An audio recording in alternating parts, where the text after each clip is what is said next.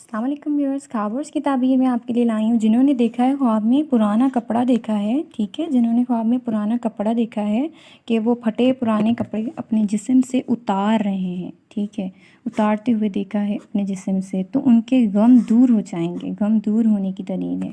और अगर उन्होंने देखा है कि वो पुराने कपड़े फ़रोख्त कर रहे हैं, ख़ुद को फ़रोख्त करते हुए देखा है, तो बहुत बुरा ख्वाब होने की दलील है, ठीक है। और अगर अपने नए कपड़े फ़रोख्त कर रहे हैं वो, तो अच्छा ख्वाब होने की दलील है, ठीक है।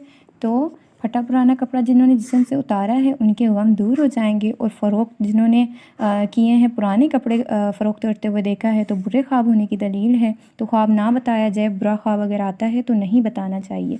और अगर अपने नए कपड़े फ़रोख्त करें तो अच्छा ख्वाब होने की दलील है।